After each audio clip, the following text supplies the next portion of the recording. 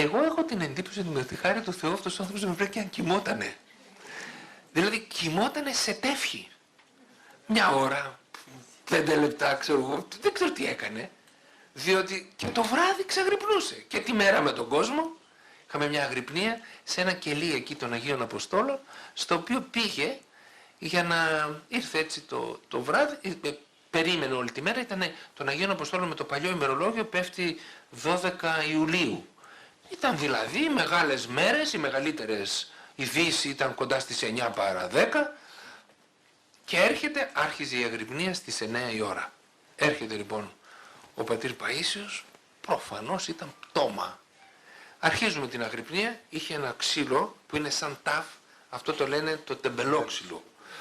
Κάθονται εκεί πέρα και ήτανε, γκάζωνε, δεν καταλάβαινε τίποτε.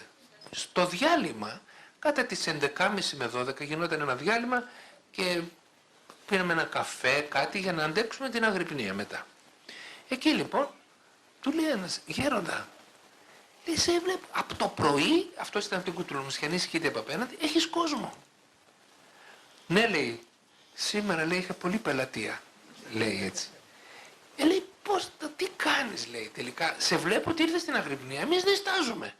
Εσύ δεν νηστάζεις και σε όλες τις αγρυπνίες. Λέει, άκου να σου πω, και εγώ νηστάζω. Αλλά λέει, στο δρόμο που έρχομαι, κάνω μια προσευχή. Και λέω, Θεέ μου, τώρα πάω για αγρυπνία. Μην έχω το κατάντημα της νύστας. Αυτή τη στιγμή εγώ πρέπει να είμαι αξάγρυπνος. Υπάρχουν όμως τόσοι άλλοι άνθρωποι οι οποίοι πρέπει να κοιμηθούν και δεν τους πιάνει ο ύπνος. Γιατί έχουν, λέει, λογισμούς στο κεφάλι τους, μπερδεύονται με τα σεντόνια τους και δεν μπορούν να κοιμηθούν. Λέω λοιπόν, Θεέ μου, πάρε τη νύστα από μένα και δώστε σε αυτούς τους ανθρώπους. Και με αυτή την προσευχή έρχομαι.